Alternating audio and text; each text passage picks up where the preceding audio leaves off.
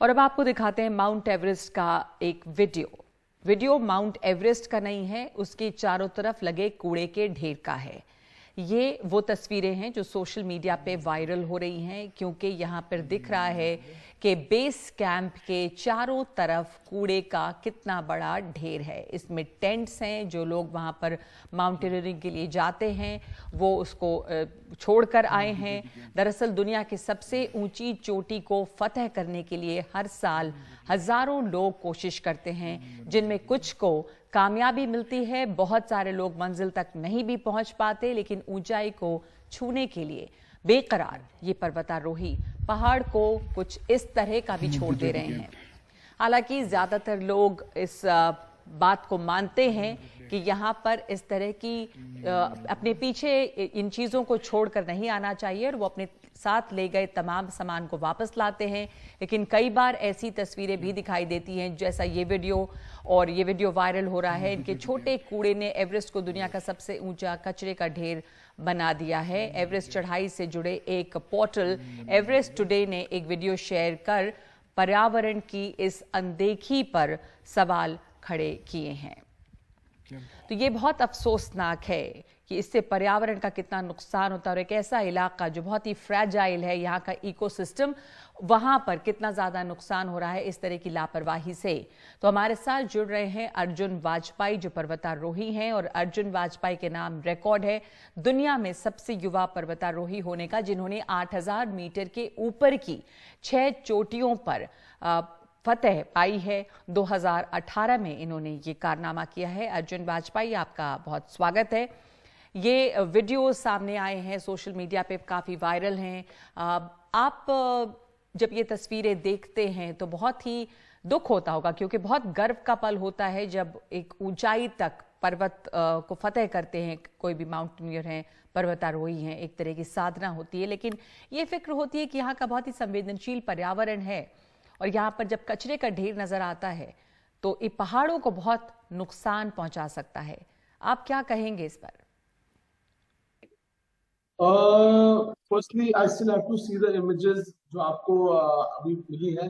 I've been off social media, but the trash problem on Everest, मतलब ये हर साल की ही problem है. After every climbing season, it gets picked up by various media houses and various channels. तो इस time पे ये issue हमेशा highlight होता है. As expedition organizers, our operators take care of this.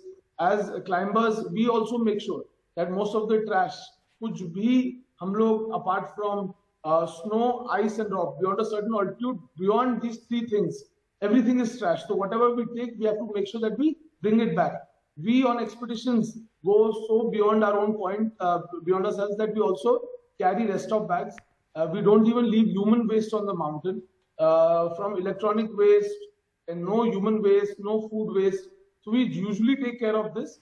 But in times of calamity or in times of extreme weather conditions, there can be at times where a tent gets left behind. That too, expedition organizers make sure that most of the time we do send across teams and we get back as much as we can. But sometimes, see, due to excessive snowfall, let's say for example, अगर आपका tent पूरा berry हो गया या एक avalanche आ गया बहुत बड़ा, पूरी कैंप साइट बेरी हो गई, let's say further up on the mountain, it is almost humanly impossible at that altitude to even retrieve sometimes some of the things which get buried into the snow.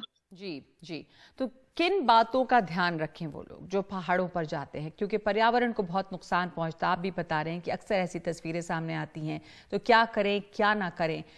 कैसे ऊंचे पहाड़ों पर हम देख रहे हैं कि नुकसान हो रहा है, तो कभी बर्फ नहीं जमती, कभी ग्लेशियर वक्त के पहले पिघलते हैं, बहुत तरह के नुकसान हैं। तो किन बातों का ध्यान रखना चाहिए?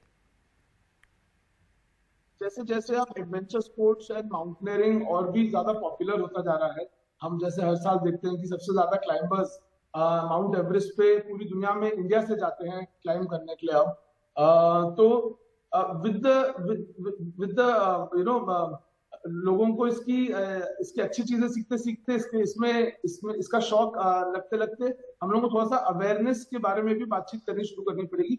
दो as young mountaineers and adventurers, whenever you as a beginner, whenever you go to any institute or anywhere, you are trained to take care of the outdoors, take care of mother nature, be more resourceful, but somewhere or the else, I think the lag comes. So I just want to put this message across that whenever we are heading outdoors, whenever we are heading to nature, उसका हम जब लाभ उठाने जाते हैं, अच्छे सुंदर नजारे देखने जाते हैं, तो we must make sure that conservation should be there ji. in our mind. Unlike other sports, here most of our interaction is with nature. So if nature gets destroyed, I don't think we'll have anything left. And having said that, I think mountaineering as a community already in such is very, very, very much already motivated and working already towards climate change and all the trash problem at Everest. And they slowly, I hope that we become more wiser and we learn, everybody must learn how to respect nature. बिल्कुल बिल्कुल, सबको ये सीखने की ज़रूरत है कि किस तरह से सम्मान करें। आप वहाँ पर ध्यान रखें कि अगर आपको पहाड़ चढ़ने का शौक है और आपको एडवेंचर से अगर प्यार है तो पर्यावरण से भी प्यार करना ज़रूरी है, तभी ये पहाड़ ऐसे सुंदर रहेंगे और बचे रहेंगे। Absolutely, I think there is no other way forward because जैसा कि मैंने आपको पहले कहा कि ये कोई आर्टिफिशियली क्रिएटेड स्टेडियम नहीं है या एनवायरनमेंट नहीं है. This is nature and it takes millions and millions of years for let's say glaciers to form, for let's say valleys to look a certain way. तो मेरा ये मानना है कि the way forward has to be hands in hand in nature and must focus just not जो adventure lovers हैं and outdoor lovers हैं, but must focus at a school level to teach the younger generation about conservation, about reuse, about conservation of mother nature.